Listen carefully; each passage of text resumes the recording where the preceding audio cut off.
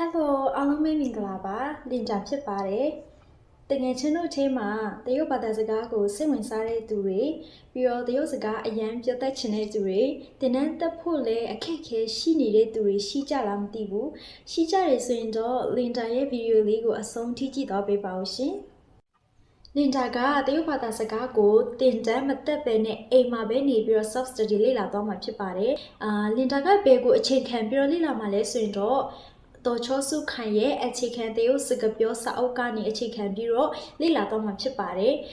လင်တာရဲ့ရည်ရွယ်ချက်ကကြတော့အခြေခံလုံးဝရသွားတဲ့အထိတရုတ်လိုမျိုးပြောတဲ့စကားတွေကိုနားလည်တဲ့အထိပြီးတော့အပြန်အလှန်ပြောနိုင်တဲ့အထိကိုလေ့လာတော့မှာဖြစ်ပါတယ်ဒါအပြင်တရုတ်သချင်းတွေနဲ့လည်းလေ့လာတော့မှာဖြစ်ပါတယ်အခုတခါတဲ့ introduction နဲ့လည်းလေ့လာကြည့်လိုက်ရအောင်နော်စာအုပ်ကတော့ဒီမှာပါဒီလိုမျိုးပုံစံပါဒါနဲ့လင်တာကအရင်တော့ကဖြင်းရင်းနဲ့တင်ဖူးတယ်ပေါ့နော်ဒါကြောင့်ဖြင်းကနည်းနည်းလေးဖတ်တတ်ပါတယ်ဆိုတော့ဆက်လိုက်ကြည့်ရအောင် introduction လေးကတော့လိုက်ပြီးတော့လေ့လာကြည့်ကြရအောင်နော်ဒီမှာတရုတ်ဘာသာစကားကိုတဲ့မှာ汉语လို့ရေးထားတယ် standard Chinese ပေါ့နော်တရုတ်ဘာသာစကားကို汉语လို့ခေါ်တယ်တဲ့ဒီလိုမျိုး standard Chinese တရုတ်ဘာသာစကားကို汉语လို့ခေါ်တယ်ပြီးတော့မှန်ကန်စနစ်ကျတဲ့တရုတ်စကားကိုကြတော့ဒီမှာ普通话Mandarin မှန်ကန်စနစ်ကြတဲ့တရုတ်စကားကိုကြတော့普通话လို့လည်းခေါ်တယ်တဲ့ပြီးတော့တရုတ်တိုင်ပင် Hong Kong တွေ national language ပေါ့နော်အဲ့ဒါကိုကြတော့ကို语ဟုလဲ၎င်းပေါ့ပြီးတော့ကို语ဟု၎င်းစင်ကာပူတို့မလေးရှားတွေမှာဆိုရင်Chinese language ကိုဒီမှာ华语ဟု၎င်းအခေါ်အဝေါ်အမျိုးမျိုးရှိပါတယ်တဲ့မြန်မာနိုင်ငံမှာတဲ့မြန်မာစာပေနဲ့မြန်မာစကားကိုကျောင်းသုံးဘာသာအဖြစ်သတ်မှတ်ထားတဲ့ကဲ့သို့လူမျိုးစုများပြားလာတဲ့တရုတ်နိုင်ငံတွေလည်း普通话ကိုသာကျောင်းသုံးဘာသာနဲ့တဲ့နိုင်ငံသုံးတရုတ်ဘာသာစကားအဖြစ်သတ်မှတ်ထားကြပါတယ်တဲ့ဒီမှာကျောင်းသုံးဘာသာနဲ့နိုင်ငံသုံးတရုတ်ဘာသာစကားအဖြစ်သတ်မှတ်ထားတာက普通话ဒီတစ်ခုပေါ့နော်မှန်ကန်စနစ်ကျတဲ့တရုတ်ဘာသာစကား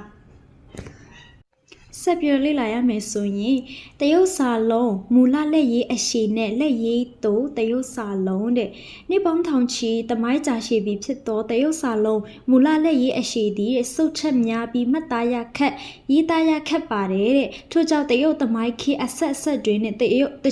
အချို့စာလုံးများကိုလက်ရေးသို့နည်းများပြုလုပ်ရေးသားခဲ့ပါတယ်တဲ့ချင်းဘရင်ပေါ့နော်ရှီဟွာတီဘရင် BC 921 906လက်ထက်တွင်နဲ့ချင်းဘရင်ကတရုတ်ဘာသာကိုနိုင်ငံတကာသို့ပြန့်ပွားစေရန်နှင့်လေ့လာတည်ယူသူများလွယ်ကူစွာလေ့လာနိုင်ရဲ့အတွက်လက်ရေးတုံတရုတ်စာလုံးများကိုအကျေတုံမှုစတင်အသုံးပြုခဲ့ပါတယ်တဲ့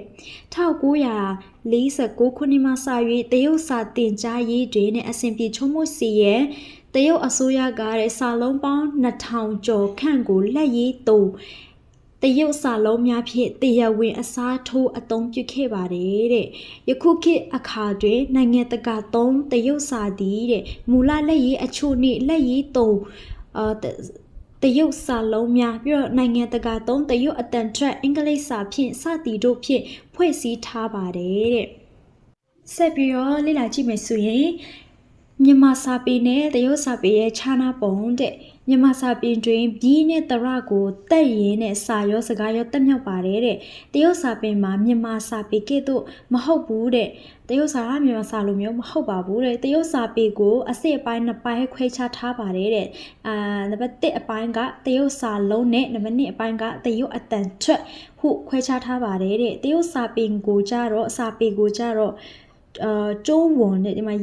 အတန်ထွက်ရေးထားတယ်中文ဟုခေါ်ပြီးတော့တရုတ်စာလုံးကိုကြတော့汉字ဟုခေါ်ပါတယ်တဲ့တရုတ်အတန်ထွက်ကို汉语拼音ဒီမှာတရုတ်အတန်ထွက်ကိုကြတော့拼音လို့ခေါ်တာပေါ့နော်တရုတ်အတန်ထွက်ကိုကြတော့汉语拼音ဟုခေါ်ပါတယ်တဲ့ဤစာအုပ်ဒီမြန်မာတန်ဖြင့်အနည်းဆက်ဆုံးဖြစ်အောင်ရေးသားထားတဲ့အတွက်ကြောင့်အတန်ထွက်ကိုတတိထားဖတ် အတထွက်ကိုတိတိထားကဖတ်စီလိုပါတယ်တဲ့introduction လေးကတော့ဒါပါပဲเนาะဒါကကြတော့သူ့ရဲ့သမိုင်းအကြောင်းလေးပေါ့เนาะသမိုင်းအကြောင်းလေးရေးပြထားတာပါကဲဒါကတော့ introduction ပေါ့เนาะတရုတ်ဘာသာစကားရဲ့နောက်ခံသမိုင်းဖြစ်တယ်အားလုံးလည်းဘုဒ္ဓတရားရမယ်လို့မျှော်လင့်ပါတယ်ဒီလိုမျိုးပဲလင်ဒါနဲ့အတူလေ့လာခြင်းနဲ့စိတ်ဝင်စားရဆိုရင်တော့လင်ဒါရဲ့ YouTube channel လေးကို subscribe လုပ်ပေးသွားပါဦးเนาะပြီးတော့တင်ထားတဲ့ဗီဒီယိုတိုင်းကိုတွေ့နိုင်ဖို့အတွက်ပေးနာလေးကခေါင်းလုံးလေးကိုလည်းအမြဲတမ်းလို့နှိပ်သွားပေးပါဦးเนาะအားလုံးကိုကျေးဇူးတင်ပါတယ်bye bye